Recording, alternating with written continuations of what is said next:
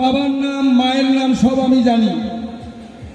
তোমার বাবার নাম কেশরী বানর, মায়ের নাম অঞ্জনা দেবী। বাবা কেশরী, মা অঞ্জনা। কেশরীর ছেলে বলে তোমাকে জগতে কেউ কয় না, তোমার সবাই কয় পবন নন্দন। পবন নন্দন, তাহলে কেশরী তোমার বাপ। এই জায়গায় দিলাম তোমার একটু চাপ।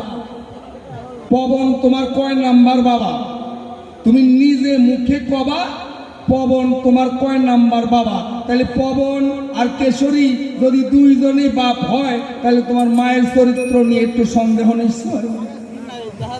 আমি তো এটা কইতে পারি না, এটা তোমার কাছেই জানতে চাই। যদি মায়ের বেটা হবি, তাহলে মায়ের সতীত্ব আজকে রক্ষা করে তারপর প্রশ্নের জবাব দিবি। তাহলে প্রশ্ন দুইটা হয়ে গেল, কারণ বেশি চালাকি করলে ওইরকমই হয়, তাই না? আর চিন্তা কর, বাপের বেটা না, উনিকে আমি পবন নন্দন হনুমান, মায়ের নাম অঞ্জনা, তোর বাবা কেশরী, এটা কার না জানা? তো সবাই জানে। তাহলে কেশরী কথা কইলি না কেন? মানে কেশরী হইল বাদর রাজ, আর পবন হচ্ছে সেই বড় দেবতা। তাহলে কই, তাহলে বড়টার কথাই কই। এদিকে যে মার যে চরিত্র নষ্ট হয়ে যায়, ওই দিকে তোমার লক্ষ্য নাই। হ্যাঁ, জবাব যাইও দিয়া প্রশ্ন গেল দুইখানা হইয়া। প্রথমবারে আর বেশি প্রশ্ন করব না, কিন্তু আজকে বাদরামি বেশি কইল না। বাদর বেশি বাদরামি করলে পরে অকালে কিন্তু বাদর মরে। এই তত্ত্ব আপনাদের অনেকেরই আছে, জানা। এখন তো যে মিলের মধ্যে কাঠ ফাড়াই করে, কাঠ ভাঙায়, তাই না?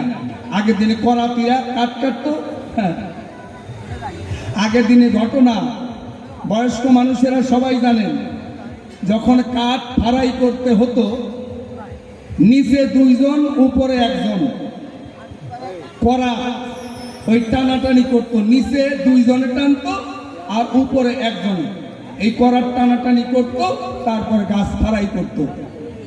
আবার যখন বেলা দুপুর হইল, খালি করারটা টান দিয়া খুলে, এবার ওই কাঠ ওইভাবেই ছিল। আবার ওই কাঠের মধ্যে খিল মারা, খিল মারলে পরে করাত ভালো চলে। এবার খিল মারা একটুখানি বলা যায় ওই যে তক্তা একটু হয়ে রইল ফাঁক। এই এরকম বাদর একটাই দেখছে। বাদর যখন ওরা খাইতে গেল, মিস্ত্রিরা খাইতে গেল, বাদর লাফ দিয়ে ওই গাছের মধ্যে চললো, যেইখানে মানে করাত দিয়ে গাছ ফাড়াই করে, গিয়ে এমন জায়গায় বসছে যেই জায়গায় একটু ফাঁক। হ্যাঁ, ওই জায়গায় গিয়ে বসলো। দুঃখের কথা কার কাছে জানাই, বাদরের তার আন্ডারভ্যান্ড নাই। হ্যাঁ, এত আন্ডারভ্যান্ড নাই, এমন জায়গায় বসলো, ওর পিতৃধন পিতৃ বস্তুটা ওই জায়গাতেই ফাঁকের মধ্যেই ঢুকলো।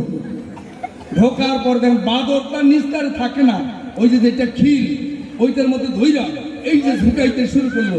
ওই খিলের মধ্যে ঝুঁকাইতেছে ঝুঁকাইতেছে ঝুঁকাইতেছে, খিল একটুখানি করে উঠতেছে। উঠতে উঠতে খিল যখন উঠে গেল, দুই কাঠ এমন চাপ দিল, বাদর একবার শেষ। তাই করি বর্ণনা, বেশি বাদরামি করব না। বাদরামি করলে ওরকম ভাবেই মরবে। এইবার খাটি খাটি জবাব করবে দান। এই পর্যন্তই আমার প্রথম চাপান। দেখি বাদরে কোন দিকে যায়। চিন্তা করেন, আমি ধার্মিক, আমার নাম ধার্মিক বিভীষণ।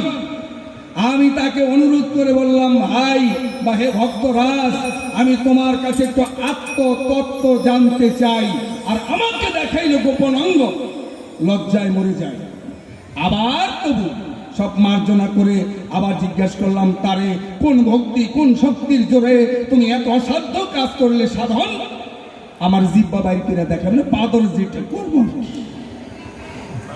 এই জন্য জিজ্ঞাসা রইল, যা যা জিজ্ঞাসা খাটি খাটি বইল। আর বাবার নাম বেশি কইয়া মায়ের যে চরিত্র হয় নষ্ট, এই জায়গায় আমার লাগে খুব কষ্ট।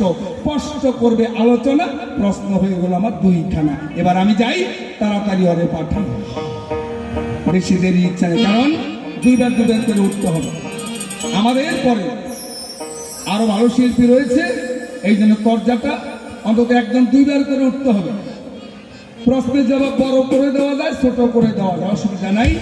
প্রশ্ন দুইটা রইল, এখন বাজাও, আমি বিদায়। পর্যন্ত প্রথম আসর ছেড়ে দিতে চাই।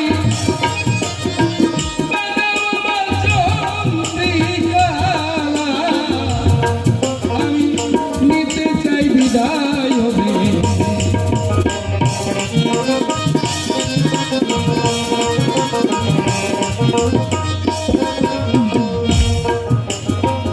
প্রেমে চায় না ধন রতন রে, রাজ্য সিংহাসন, প্রেম প্রীতি ভালোবাসায় শুধু লাগে মন রে।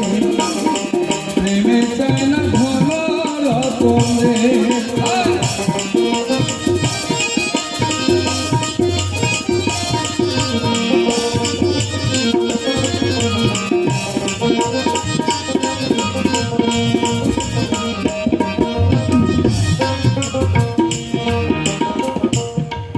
অগরজকিনী ভোপার মেয়ে ব্রাহ্মণ চণ্ডীদাস, পীড়িতের নাই জাতের বিচার প্রমাণ ইতিহাস। আরেক ব্রাহ্মণের পুত্র হয় বিল্লমঙ্গল, চিন্তামণির প্রেমে হইয়াছে পাগল রে।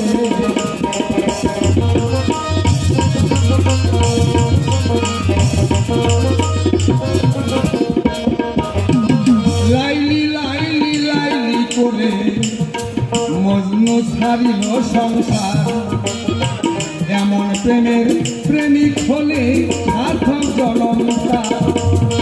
পাগল রাধা মোহন বলে আমার আশা রইল মনে, হইল না সুখের প্রীতি বাউল জীবনে রে। প্রেমে চায় না ধন রতন রে। ভূমিকাতে আমি বিভীষণ, তুমি হনুমান। প্রথমবারে ধর্মাসরে দিলাম দুইখানা চাপা, খাটি খাটি পরিপাটি তুমি যাইও জবাব দিয়া। মায়ের চরিত্র করবে রক্ষা তুমি সন্তান হইয়া। আসরেতে আছেন আমার বাবা কাকাগণ, মাতা মাসি সকলের চরণ করিলাম শরণ। আমার গুরুদেবের নাম রামচরণ গোসাই, আমি রাধা মোহন। ভুল ত্রুটি হইলে পরে করিবেন মার্জন।